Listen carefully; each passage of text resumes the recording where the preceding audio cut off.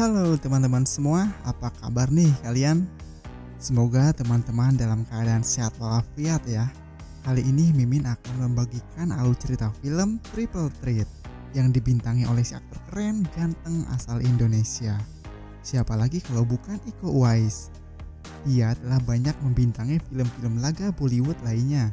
Semoga aja ya Iko Uwais diberikan kesehatan dan dipanjangkan umurnya supaya terus berkarya dan membanggakan masyarakat Indonesia. Amin. Di film ini Iko akan diduetkan dengan dua aktor yang gak kalah keren dan juga ganteng, yaitu Tony Jaa dan Tiger Chen. Pasti sudah tahu lah ya karakter dan ilmu bela diri aktor bernama Tony Jaa dan Tiger Chen ini. Jadi singkat ceritanya begini, Xiao Shen, seorang gadis muda, telah mewarisi bisnis ayahnya, berencana untuk dapat memanfaatkan uang barunya untuk membantu menurunkan sindikat kejahatan di daerah Mahajaya. Bos kejahatan Singapura bernama Supai menyewa Colin dan timnya untuk membunuh Xiao Shen. Jadi kita lihat bagaimana aksi Iko, Tony dan Tiger Chen di film Triple Threat ini. Kita langsung saja ke cerita filmnya.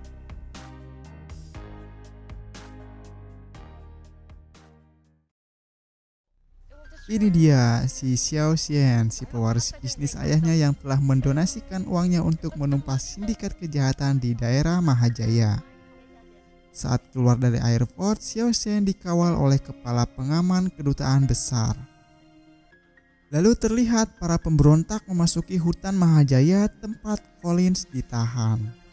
Saat Collins ditahan, pasukan pemberontak datang untuk membantu membebaskan Collins. Ternyata mereka yang menggunakan pakaian ala militer itu adalah timnya Colin yang menyewa dua tentara bayaran, yaitu Payu dan Long Fei. Disitulah penyerangan dimulai. Saat Jaka sedang tidur, tiba-tiba mendengar suara tembakan dari luar. Kamar Jaka diberondong oleh pemberontak itu. Naasnya, istri Jaka tertembak dan meninggal dunia. Jaka pun lari dan membawa senjata untuk menyelamatkan diri.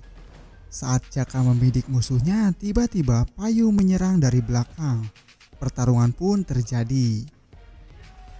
Jaka kalah saat pertarungan dikarenakan Mok, seorang perempuan, menembaknya menggunakan basoka.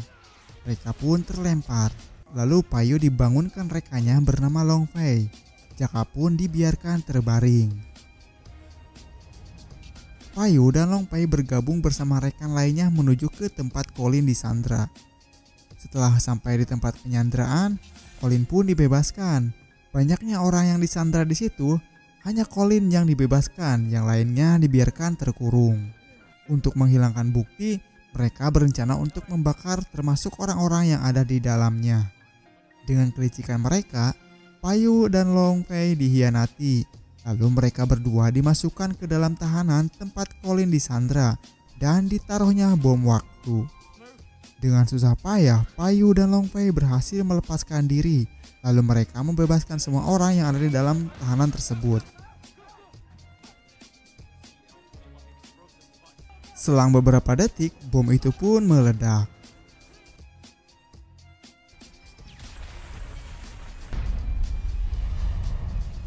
Lalu Jaka menguburkan istri tercintanya dan kawan-kawan yang tewas saat penyerangan pembebasan kepala geng bernama Colin. Jaka lalu mencari orang yang membunuh istrinya. Jaka pun dapat kabar dari seseorang kalau orang yang dicarinya ada di dalam arena sedang bertarung. Jaka pun masuk dan menyaksikan Payu bertarung. Payu memenangkan pertandingan itu. Di saat giliran Long Fei, Jaka mendaftarkan diri untuk ikut bertarung dengan niatan membalaskan dendam istrinya. Ternyata Jaka kalah dalam pertarungan melawan Long Fei.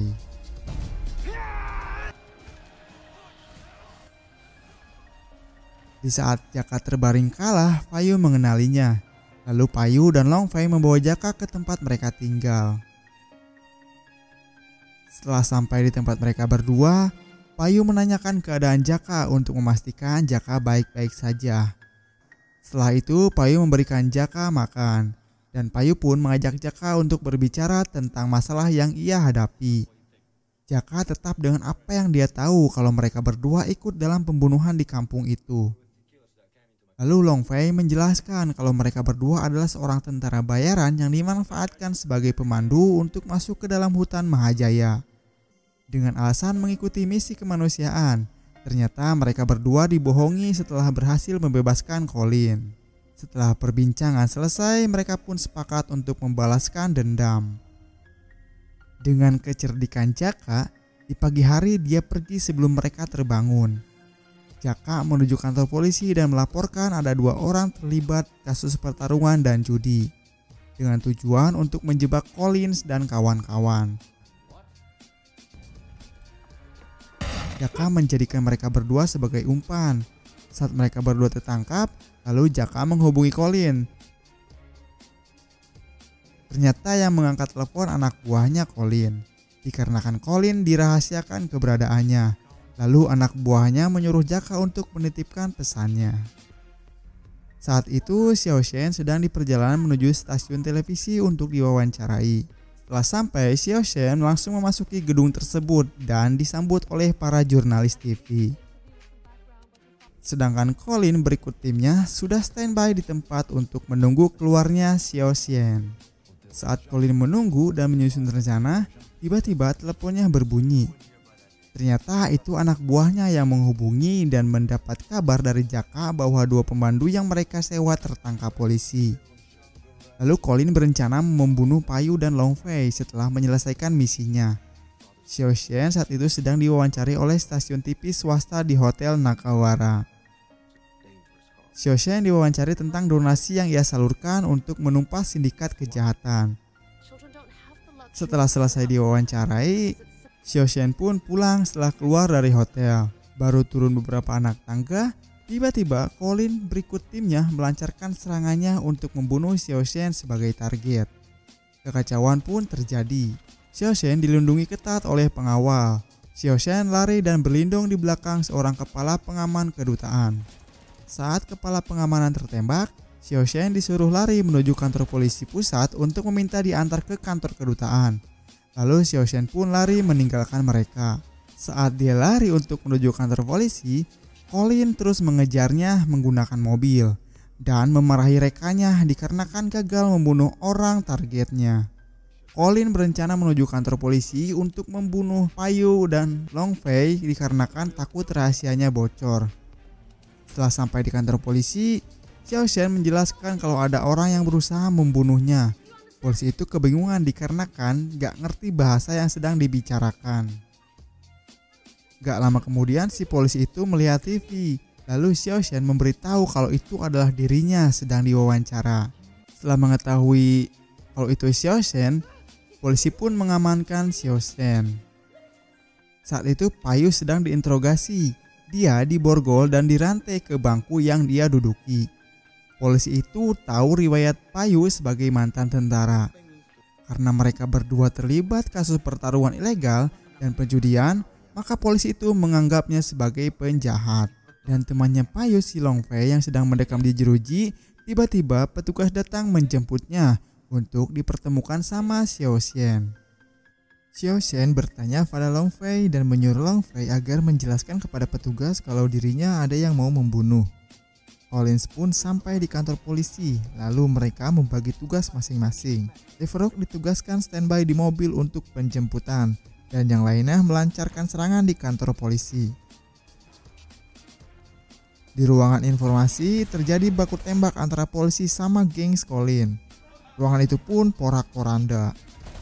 Xiao Shen mendengar ada baku tembak di ruangan tersebut. Dia pun memutuskan untuk minta pertolongan kepada Long Fei agar bisa kabur dari ruangan tersebut dan memintanya untuk diantar ke kedutaan besar. Saat perbincangan selesai, tiba-tiba Payu datang setelah susah payah membebaskan diri dari ikatannya. Collins bertemu dengan petugas wanita dan menanyakan tempat para tahanan penjara. Dengan rasa takut, petugas itu pun memberitahu keberadaan para tahanan. Merasa targetnya sudah diketahui, lalu Colin memerintahkan timnya untuk menuju ruangan tersebut. Anak buah Colin menemukan targetnya di tempat yang berbeda. Disitulah pertarungan dimulai. Payu menyuruh kawannya untuk pergi meninggalkan ruangan. Mereka pun lari meninggalkan Payu. Gak lama kemudian Jaka pun datang dan membantu Payu, lalu menembak anak buah Colin. Payu tahu kalau Jaka semua yang ngatur. Saat itu Payu kesal karena dirinya dijadikan umpan. Tapi Jaka menjelaskan alasan rencana ini agar Colin dan gengnya keluar kandang. Lalu Jaka menyuruh Payu untuk pergi bersama temannya. Jaka meneruskan pertarungannya melawan seorang perempuan bernama Mok. Mok pun tewas ditembak Jaka dengan menggunakan senjata milik Mok. Saat Xiao Xian membuka pintu untuk jalan keluar, tiba-tiba anak buah Colin menemukannya. Lalu Payu datang dengan mengalihkannya.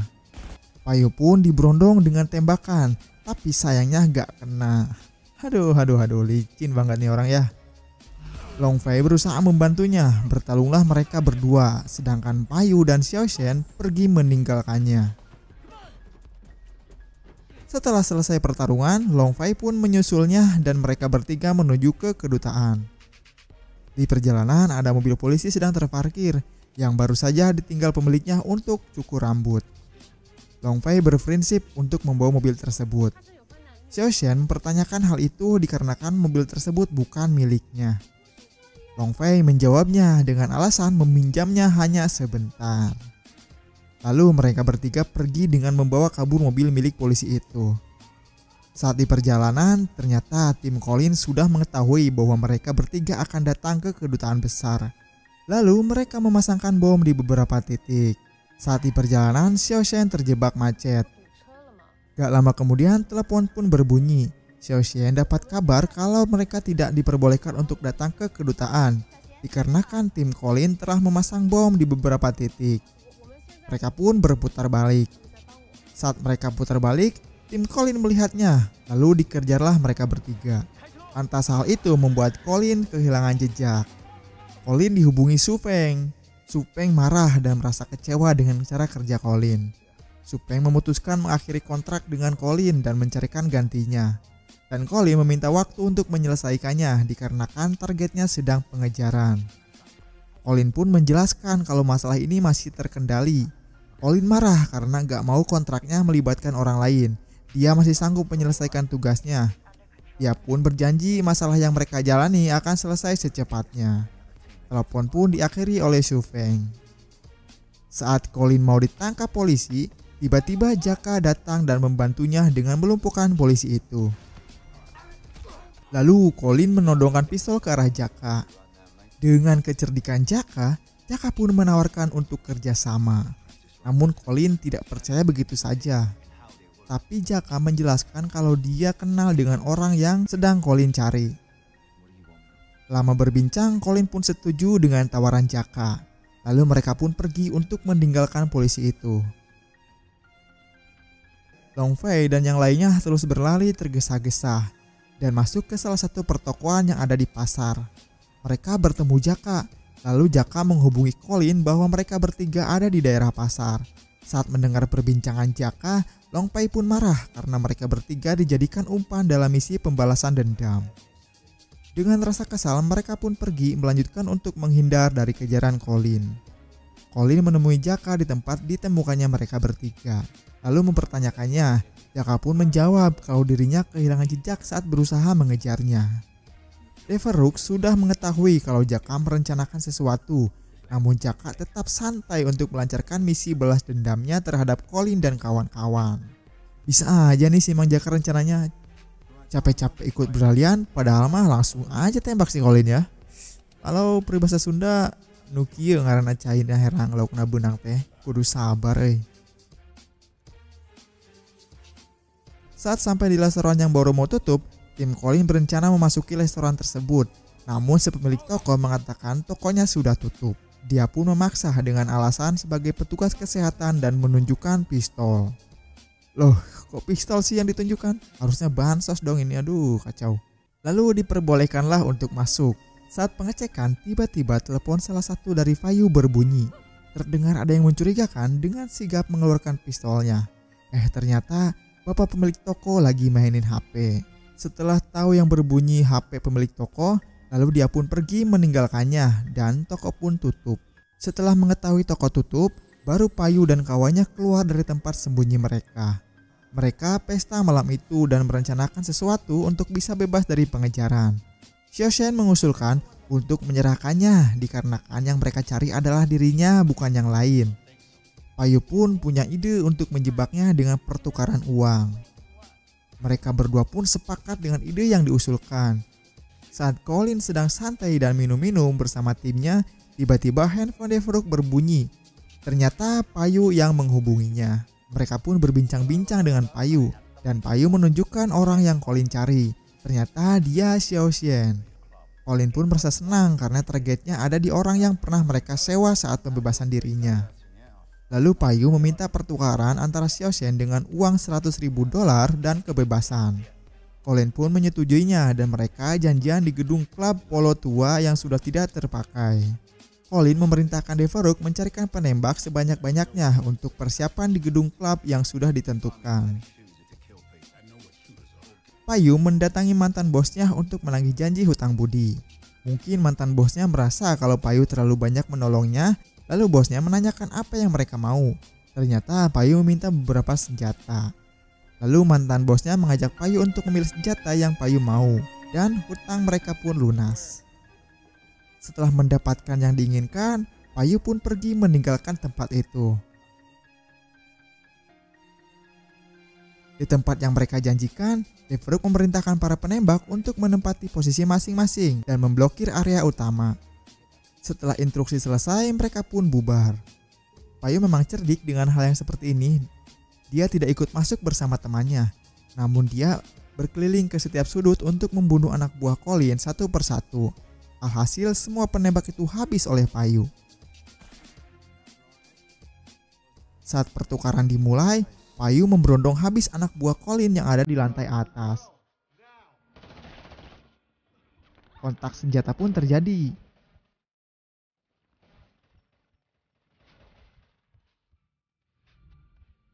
Jaka menyuruh Devereaux untuk membuang pistolnya, dan Jaka menjelaskan kalau orang Indonesia yang dibunuh olehnya adalah temannya berikut istri tercintanya. Mereka pun bertarung dengan geng Colin.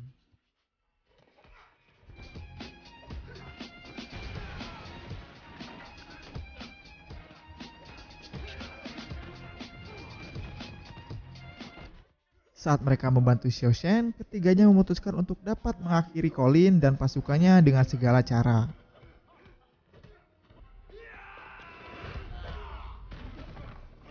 Dan akhirnya Colin pun tewas di tangan Payu. Lalu Xiao Shen pun dijemput oleh pengawal kedutaan setelah berhasil diselamatkan oleh Jaka, Long Fei, dan Payu. Dan mereka pun akhirnya berteman tanpa ada dendam lagi. Bos kejahatan Singapura yang bernama Su Fei pun ditangkap oleh polisi. Film pun berakhir. Nah, itulah tadi alur cerita dari film Triple Threat. Semoga aja ya mereka dipertemukan lagi di film laga yang lainnya. Apa sudah ada lagi film mereka bertiga? Coba teman-teman kasih komentar jika punya jawaban. Terima kasih sudah nonton videonya sampai selesai. Jangan lupa like dan subscribe. Kita bertemu lagi di video selanjutnya.